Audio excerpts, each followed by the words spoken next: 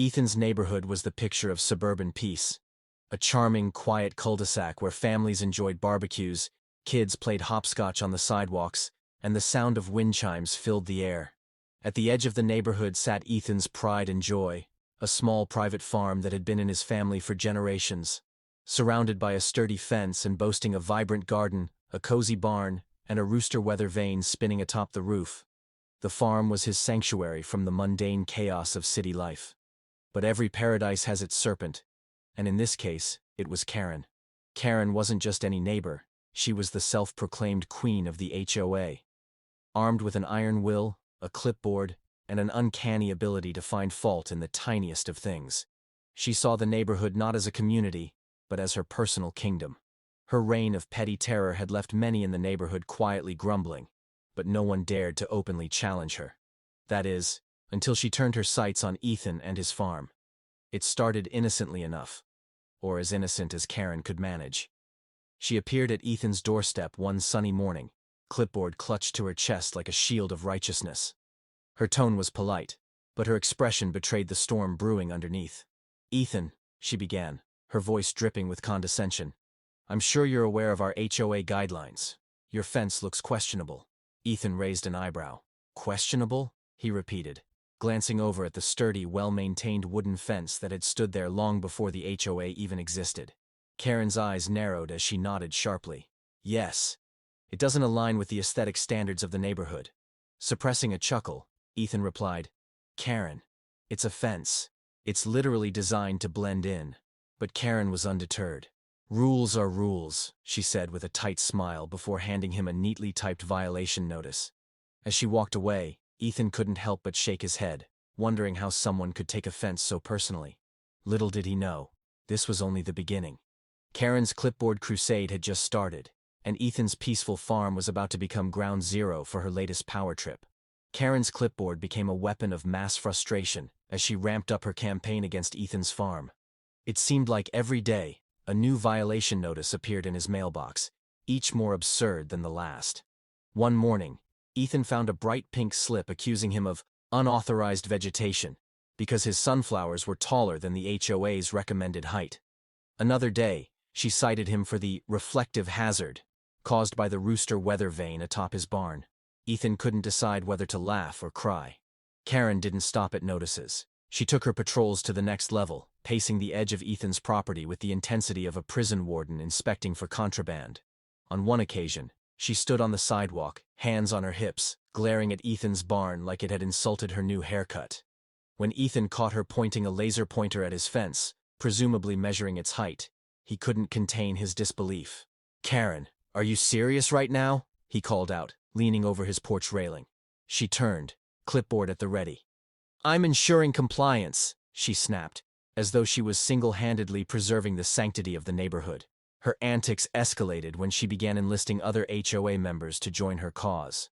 At a hastily arranged HOA meeting, Karen presented a slideshow titled, "The Farm Problem," complete with overly dramatic photos of Ethan's property. "This fence," she declared, pointing to an image projected on the wall, "is an eyesore. It disrupts the neighborhood's harmony." Ethan couldn't help but interject. "Karen, it's a wooden fence. It's practically invisible unless you're standing in my yard." Karen shot him a withering glare. "It's the principle of the matter, Ethan. The HOA guidelines are clear, and we all have to follow them." Despite her insistence, the other members were less than enthusiastic about her crusade. A few nodded lightly, but most exchanged amused glances, or subtly rolled their eyes. It was clear that Karen's war on Ethan's farm was more about her obsession with control than any real violation of the rules. But Karen wasn't deterred by the lack of support. If anything, it only fueled her determination. She began issuing warnings about potential fines for Ethan's non-compliance, and even hinted at escalating the matter to legal action. Her dramatic behavior reached its peak one afternoon when Ethan caught her standing on a stepladder outside his property, attempting to take photos over the fence. "Karen!" Ethan shouted, marching toward her. "Get off my ladder!" She huffed, climbing down with exaggerated dignity. "I was merely inspecting for potential violations," she said, clutching her clipboard like a badge of honor. Ethan could only shake his head. This wasn't just about a fence or a farm anymore. It was about Karen's insatiable need to wield power, no matter how ridiculous the circumstances. And Ethan was determined to push back, no matter how many pink violation slips she stuffed in his mailbox. Ethan had always considered himself a patient man, but Karen was testing the limits of his restraint. Despite her constant stream of petty complaints and violation notices, he initially tried to approach the situation with reason and logic. One afternoon, clipboard in hand, Karen returned to Ethan's property with yet another complaint. "Ethan," she began, her voice dripping with faint concern, "the color of your barn door is not in line with the HOA's approved palette." Ethan raised an eyebrow. "Karen, the barn door is brown. The same brown it's been since before you moved here." Karen pursed her lips. "It's not the right brown," she countered, flipping through a stack of swatches as though she were hosting a paint seminar. Ethan sighed. "You know what? Fine. I'll consider repainting it. Maybe neon green." Karen's gasp was so dramatic it could have earned her an award. "That would be a direct violation of the guidelines," she sputtered, clutching her clipboard tighter. Ethan smirked, knowing he had struck a nerve. From that moment on, Ethan decided to take a subtler approach to push back against Karen's antics. When she left yet another violation notice accusing him of unapproved decorative elements for having a birdhouse in his yard, Ethan responded by hanging 3 more birdhouses, each painted in bright, cheerful colors. When Karen threatened fines for the excessive height of his sunflowers, Ethan hosted a neighborhood sunflower growing contest, inviting the neighbors to compete in growing the tallest plant. The event was a hit, with families gathering in his yard to measure their plants and share laughs. Karen, standing at the edge of the gathering with her arms crossed, could only seethe as her authority was quietly undermined. Ethan also began collecting evidence of Karen's increasingly absurd behavior. Every time she appeared on his property to inspect his fence or take pictures, he discreetly recorded her on his phone. The footage showed her measuring grass with a ruler, peering through his windows from the sidewalk, and even attempting to photograph his rooster weather vane from a stepladder. But it wasn't just about passive resistance. Ethan also sought support from his neighbors. Over time, he discovered that Karen's antics had impacted nearly everyone in the community. Tom, the guy next door, shared how Karen had issued him a warning because his kids' chalk drawings on the driveway weren't HOA approved. Sarah, a retiree down the street, recounted how Karen had accused her cat of unauthorized trespassing on another neighbor's lawn. The stories were endless, and they all had one thing in common: Karen's obsession with control. Slowly but surely, the neighborhood began to rally behind Ethan. While they didn't confront Karen directly, they showed their support in small ways, attending his sunflower contest, sharing their own stories of Karen's overreach, and laughing at his sarcastic quips about her latest violation notices. Karen, of course, noticed the growing camaraderie among her neighbors, and it only fueled her determination. She began escalating her threats, hinting at legal action and issuing daily notices. But for every ridiculous move she made, Ethan countered with humor, subtle defiance, and unwavering calm. It was a quiet war of wits, and Ethan was determined to win. Karen's relentless crusade against Ethan's farm was the talk of the neighborhood, and soon, everyone had an opinion.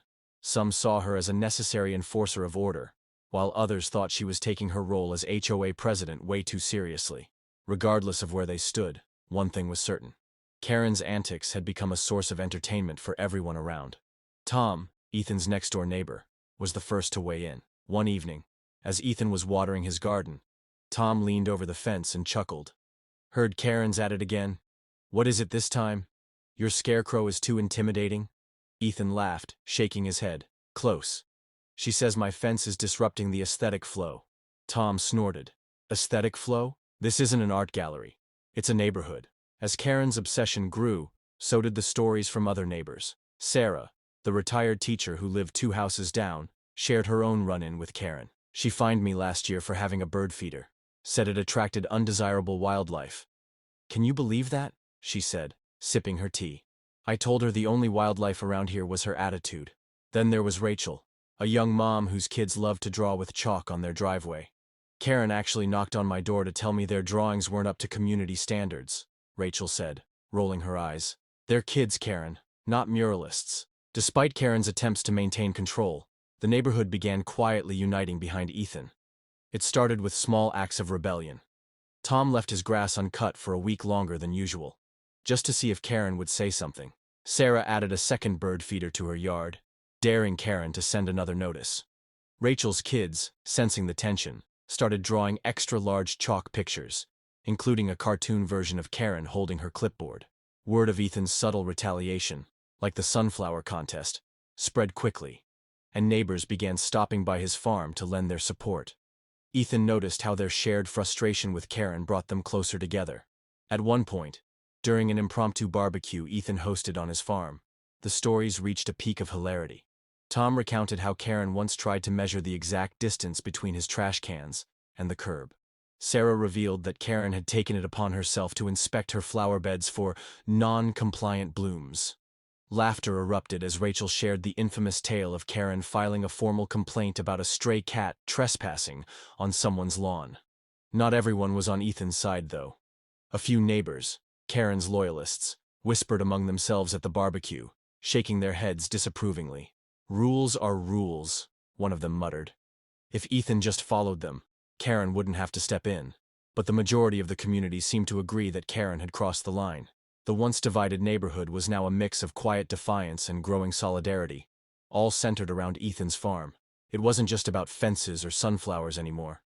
It was about standing up to Karen's unreasonable behavior and reclaiming the peace they had all once enjoyed. Karen, of course, noticed the subtle shift in the neighborhood dynamics. She glared at the increasing number of neighbors who visited Ethan's farm and grew more frustrated by the lack of compliance with her every decree.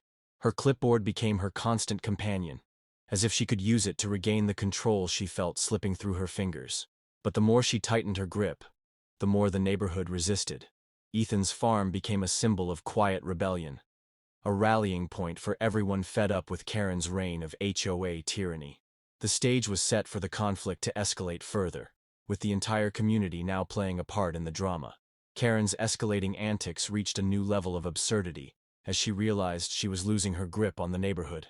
Determined to reassert her authority, she turned her full attention to Ethan's farm, ramping up her efforts to impose her will. But Ethan, with the support of his neighbors and a growing arsenal of evidence, was ready to fight back. One morning, Ethan woke up to find Karen trespassing on his property, again. This time, she was armed with a measuring tape and a clipboard, furiously scribbling notes as she inspected the height of his fence. Ethan, already accustomed to her antics, grabbed his phone and began recording. "Karen," he called out, approaching her. "What are you doing on my property?" Karen whirled around, clutching her clipboard as if it were a shield. "I'm ensuring compliance with HOA guidelines," she snapped. Ethan smirked, holding up his phone. "You're trespassing, and I'm recording this." Karen's face turned red, but she quickly regained her composure. "This is necessary for the integrity of the neighborhood," she declared before storming off, muttering under her breath about ungrateful residents. Ethan decided it was time to take action. He reviewed the HOA bylaws and realized Karen had been blatantly overstepping her authority. Armed with his recordings, violation notices, and testimonies from other neighbors, he prepared for the next HOA meeting, a meeting that would ultimately determine Karen's fate. The meeting was packed. Word had spread about Karen's behavior, and nearly every resident showed up, eager to see what would unfold. Karen, as usual, was prepared with her infamous binder of complaints, which she dramatically slammed onto the table. "Ladies and gentlemen," she began, her tone dripping with authority, "the state of our neighborhood is at risk. Certain individuals," she glanced pointedly at Ethan, "are blatantly disregarding our community standards." Ethan stood up, calm and composed.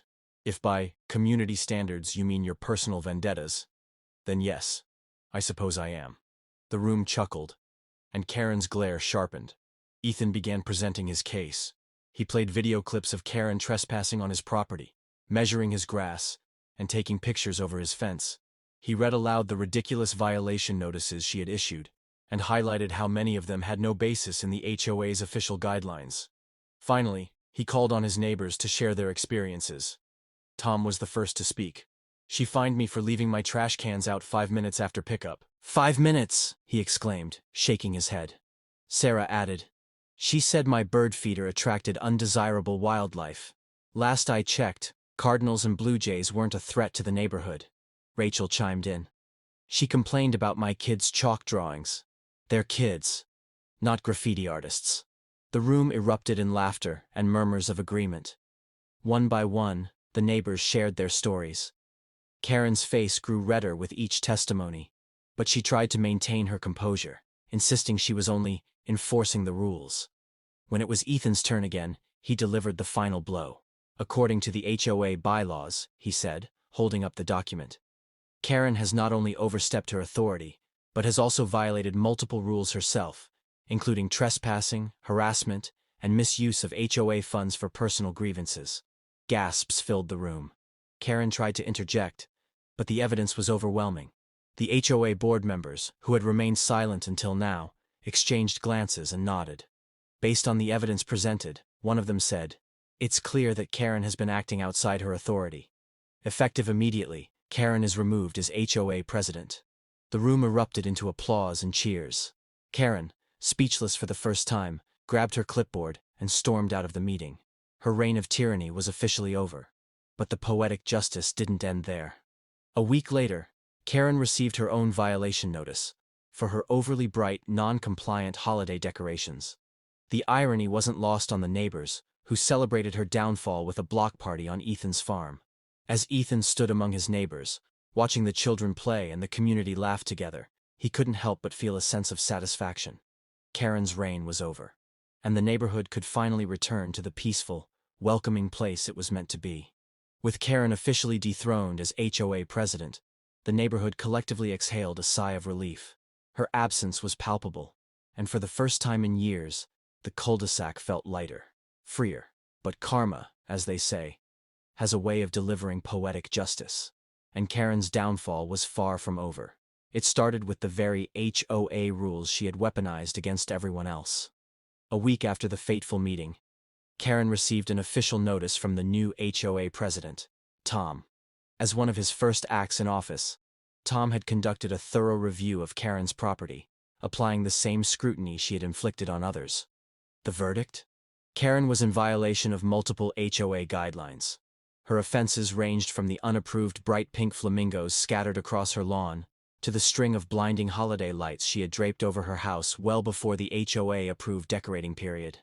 The most ironic violation, however, was her fence, which had been 2 inches taller than regulations allowed. When the notice landed on her doorstep, Karen was livid. She stormed over to Tom's house, clutching the letter. "This is outrageous!" she barked, waving the paper in his face. Tom, calm and composed, replied, "Rules are rules, Karen. Surely you understand." The smirk on his face was subtle, but unmistakable. But the real satisfaction came from the neighborhood's response. In the days following her demotion, the neighbors came together in ways Karen could never have anticipated. Ethan's farm became the unofficial hub for community gatherings. Families hosted barbecues, kids played games in the open fields, neighbors bonded over shared stories of Karen's antics.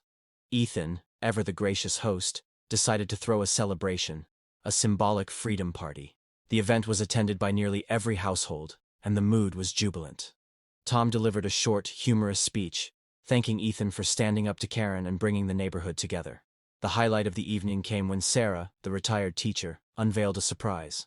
She had commissioned a large sunflower-shaped plaque with the words, "In honor of Ethan, defender of the neighborhood." The crowd cheered as Ethan accepted the plaque, a light-hearted reminder of how far they had come. Meanwhile, Karen's presence in the neighborhood dwindled. She rarely left her house, except to glare at the joyful gatherings taking place on Ethan's farm. Rumors swirled that she was planning to sell her home, unable to endure the embarrassment of her dethroning and the camaraderie that had blossomed in her absence. And one day, she did. A moving truck appeared in front of her house, and within hours, Karen was gone. The neighborhood didn't waste any time. That evening, a group of neighbors hung cheerful decorations along the street and held an impromptu gathering to celebrate. The air felt lighter, and the neighborhood, at long last, felt like home again. Ethan stood on his porch, watching as the neighbors laughed and mingled. Tom raised a glass in his direction. "To Ethan," he said loudly, "for reminding us all that even the most stubborn clipboard can't ruin a good neighborhood." The crowd roared with laughter and applause. Ethan couldn't help but smile. Karen was gone, the farm stood tall, and the neighborhood was united like never before. It was a victory for everyone, and a reminder that sometimes the best way to handle a Karen is to let karma do the heavy lifting. As the sun set and the party continued, Ethan leaned back in his chair, content. The grass grew freely, the fences stood proudly, and the community thrived. Life in the cul-de-sac was peaceful once more, and for that, Ethan couldn't be happier. You're absolutely right. That part was more of a YouTube outro, encouraging engagement rather than part of the actual story. Since you asked for the script to be divided without adding extra words, I kept the focus on the story itself. If you want the outro included, I can add it right at the end like this. If you loved this story and found it entertaining, don't forget to like this video to show your support and help more people enjoy the tale of Karen's epic downfall. Subscribe to our channel for more engaging, hilarious, and satisfying stories like this one. Share this video with friends, family, or anyone who's had their own Karen moment in their life. They'll surely relate. Tell us your favorite part of the story, or share your own experiences with HOA drama in the comments. We'd love to hear from you. Hit the notification bell so you never miss another outrageous or heartwarming story.